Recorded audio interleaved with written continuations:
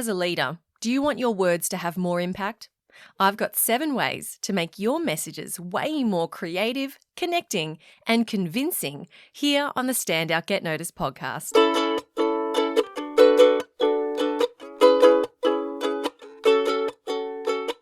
Hi there, Rockstar, and welcome to episode 293 of Stand Out Get Noticed. I'm Christina Cantor's communication skills trainer and speaker. Now, I had the most incredible weekend at the Professional Speakers Australia convention here in Melbourne. I got to hang out with incredible seasoned speakers and learn so much from them. And now I'm really excited to share with you some of the things that I learned from observing them and also from what they shared, of course. Now, one of the key things I took from the convention was how important it is to create an experience for your audience. Now, each person that I'm about to mention in terms of what I learned from them, they were all brilliant speakers, and I'll link to them in the show notes at thecmethod.com/293 if you want to go check them out. And so based off what I learned from these speakers and what I experienced at the convention, I've put together 7 ways that you can make a point and illustrate your message to then make it more memorable and impactful. All right, you ready? Let's do it. Number 1, tell a story. Why is this important? As humans, we are wired to listen to stories. Stories evoke emotion and enable us to form a picture in our minds, which helps us to remember. Now, throughout the convention, every single speaker that I saw used storytelling at some point in their talks to make a point. But that's the key. You need to have a point. I'll give you an example. One of the most, in fact, the most amazing speaker that I saw on the whole weekend was a speaker by the name of Lisa McKinnon-Smith, and she did the closing keynote where she shared stories about her experience as a child learning tennis and growing up. And one thing I noticed, her husband Colin was sitting at the back of the room taking notes, and he would sit there and write down a note around every time she got a reaction from the audience, whether it was, laughing or crying or cheering, he would note it down. And I share this with you because it reminded me that it doesn't matter how seasoned or experienced or how good you are, you can always learn something new. So there you go. Short story, quite brief, but it had a point and it had a lesson. So think about what kind of stories can you share in your presentations to make a point. I've done a few episodes on storytelling. Of course, it's its own huge topic. I'll link them up in the show notes so you can go check them out. Number 2, second way you can illustrate your message is to use a metaphor. Now, there are many overused and contrived metaphors that I suggest not using, such as, let's get our ducks in a row. That's like a metaphor where it's, we describe we liken something to something else to give it meaning. One of the speakers, Belle Ryan, she's an art therapist, and she gets people to create art very, simple or whatever. So she puts craft materials, pipe cleaners, sticky tape, bits of paper, balloons on tables, and she'll direct them to make something that represents their state of mind or represents their company, and what they create, that she then uses that as a metaphor to talk about the actual that thing. So, for example, she shared a story of how she once ran a session for a group of lawyers from a law firm, and she said, make something that represents the law firm. And one of them made a house that was on fire. And then, so the house on fire is a metaphor for this law firm. So as you can imagine, doesn't really illustrate in a very positive way. And what Belle says is she says that the metaphor holds the meaning. So they were able to talk about this house on fire in an easier way than basically talking about everything that was wrong with the company. And then with the house on fire, she then said, okay, what do we need to do to put out this fire? How can we rebuild this house? And then got them to use craft to then build a solution. And so that's a very clever way of using a metaphor to get people to connect with the message and to be able to talk about something that would normally be quite difficult. Now, I'm not saying that you have to use arts and crafts as metaphor in order to communicate a message, but have a think about, let's say you've got a point that you want to make. Is there a metaphor that you can use that's not a contrived, overused, cliched one to illustrate that point? So, for example, you might say, I think it's important that we all are able to communicate well and have good conversations. And I want you to think about how a good conversation is like a friendly game of tennis. Let's say you hit the ball to the other person and they hit it back. But instead of trying to beat your opponent, you are trying to make it easy for them to hit the ball.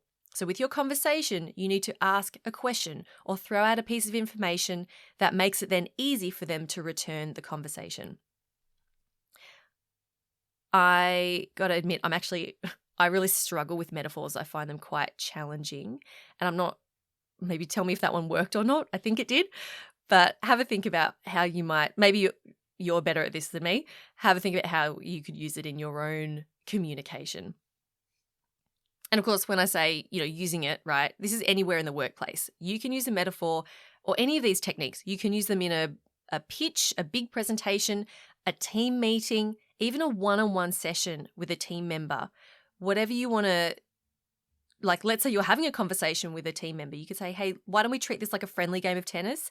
I'm going to share something with you, which is a friendly hit of the ball to you, and then I need you to return it to me. I don't know. Sorry if that's a bad example. All right. Number 3, the third way that you can illustrate your point and make it stick is to do an activity. Learning by doing is super powerful. Benjamin Franklin said, tell me and I will listen, teach me and I will remember, involve me and I will learn. One of the speakers at the convention did a really simple one where she said, I think it was Lisa, again, she actually said, all right, you're all sitting there in your chair. I want you to put your hands on either side of your legs and try to push yourself off your chair. So you're holding yourself with your arm. So of course we're all there like pushing ourselves up. And she goes, is it hard? Is it easy? She goes, if you do this every single day, it's going to get easier because you're going to get that little bit stronger. And being able to present well is exactly the same. You need to just keep practicing, keep trying, keep refining, and eventually you'll get better. Another speaker, his name is Ian Stevens. He was talking about the business of speaking, and he said to the lighting people, he said, can we just bring the lights down? So they turned the lights down so it was a bit dim. And then he said, now I want everyone to close your eyes. Close your eyes. So we all did. And he said, you might still be able to see a bit of light coming through your eyes. But if you don't know the numbers of your business, if you don't know how many inquiries, how many proposals you're sending, how much monthly income you have, he says you're essentially running your business in the dark. And it was like, ooh. So it's like you've got your eyes closed and you're in the dark. And then he goes, now I want you to open your eyes. And then the lights are still dim. And he said, now at this point, maybe you know half your numbers. Maybe you're halfway there. So there's a little bit more light on what's really going on in your business. But what we really want is for you to be able to fully see. And then he said, okay, can we have the lights up full again? Now, an activity can be as simple as that, or it could be an actual, something that I like to do is I get my audience to talk to each other. So I'll say, turn to the person next to you and share with you one thing that you're going to implement moving forward. Or turn to the person next to you and share what's one thing you learnt from that, from this part of the presentation. The amazing thing about activities is that it's not like you don't have to do it. Like, it's your audience doing it. They're the ones who are creating that experience for themselves and with each other. Number 4, the fourth cool thing you can do to make your message stick is to share a quote. One way that I like to do this is if I have a topic or a point I want to make, I'll Google quotes on high performance or quotes on overcoming fear. And of course, there's heaps that just come up in Google. Something you could also look at is are lyrics to a song or a line from a movie or a TV show. one of the speakers, Glenn Capelli, he did a session where he was introducing, there was like 5 different speakers within that session, and each of them did a 15-minute bit. And he very cleverly had a theme for the whole session, and it was like the theme was music and like jukebox and music. And each time he introduced a person, he quoted lyrics to a song that related to the topic that that person was going to present. And he went a step further and actually played a section from that song as well, which was super effective because it was 9:00 in the morning on the Sunday after we'd all had a massive Saturday night at the awards gala. So it was very clever to play the music to get everyone to wake up and pay attention. You don't have to play the music, but if you're struggling to find quotes from a famous author or an athlete or a philosopher, you can find a quote that you like from a singer or even from a movie. And if you show that you can do this, side note, if you show that you can do this, everyone else is going to see how effective that is, and they might be encouraged to do it too. As the great philosopher Lizzo once said, "If I'm shining, everybody gotta shine. I was born like this, don't even gotta try." That was, of course, from her song Juice. Number 5, the 5th way that you can illustrate your message and make it super memorable is to draw a model. This is also something I'm learning, I'm getting better at. It's never come naturally to me, so I'm working hard at this. But I saw this come up so many times at the convention.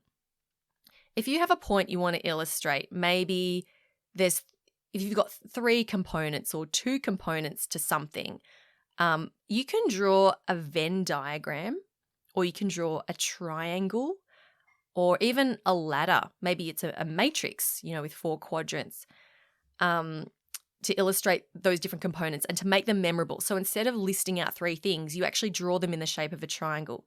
So let's say you're talking about teamwork within your organization. You might say something like, within our organization, there are 3 things that we've discovered that enable us to work together really well as a team: communication, trust, and empathy. Now, you get points just for saying there are 3 things, because you've already structured it out.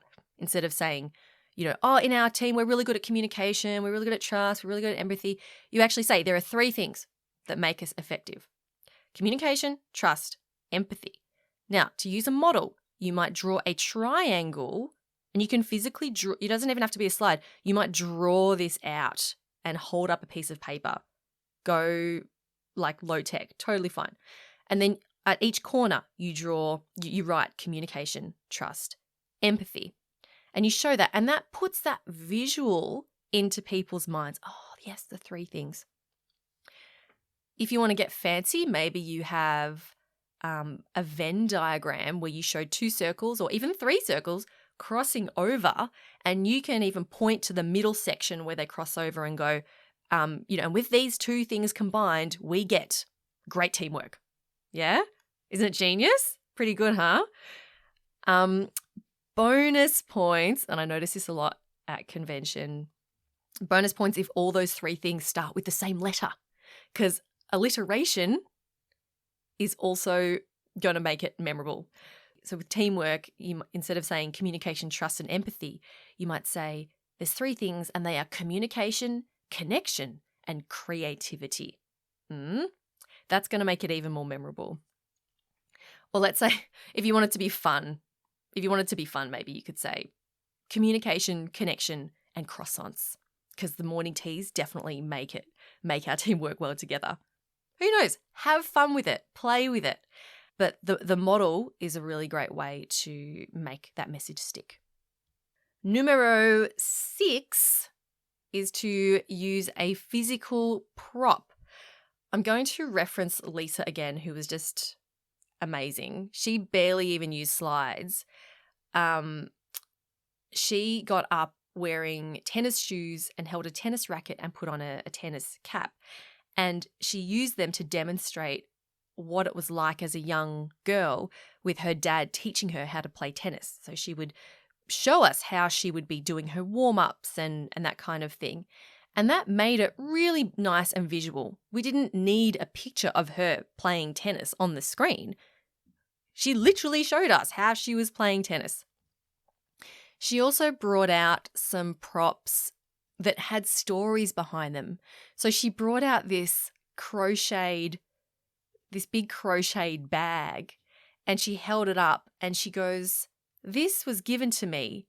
It's a watermelon carrier."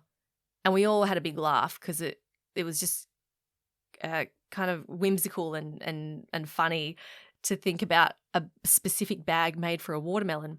But she told this story of how this woman in, I think Papua New Guinea, I can't quite remember, had crocheted it for her as a sign of thanks. And it had this beautiful meaning behind the prop. So you can bring something if you want to illustrate this message, but of course it has to have meaning. You know, you can't just bring in a silly hat and go, "I thought I would wear a silly hat today because it's fun." Give that silly hat meaning. You know, maybe bring in a silly hat for everyone, and maybe the meaning is, you know, we let go, you know, maybe we're more comfortable with each other when we're actually having fun. And I don't know, sorry, bad example. Tried to make up one on the spot. Didn't work. Let's move on, shall we? Number 7. Okay, this is the final one. Number 7 is to do the opposite. This is also something, actually I learned this from Yamini Naidu, who presented at convention as well. You may remember her from last episode, 292, where we talked about X Factor. Something she does really well is she'll take a reference and make her point that's the opposite. So you might pick a quote or an approach that people already know about, and maybe you disagree with it. So maybe your point that you're making is the opposite of that. What you can do is show how you think differently about it.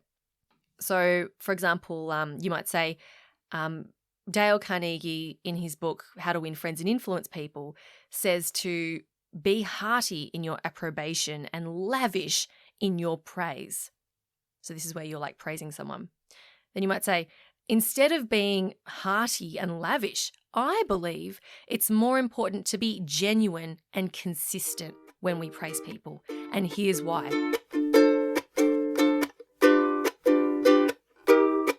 So have a think now. Which of these do you think you could use within your communication, whether it's one-on-one conversations, a meeting, a big presentation, a pitch, whatever it is? Try to pick one, at least one. But if you can't do more than one is fine. One to illustrate and make a message more powerful.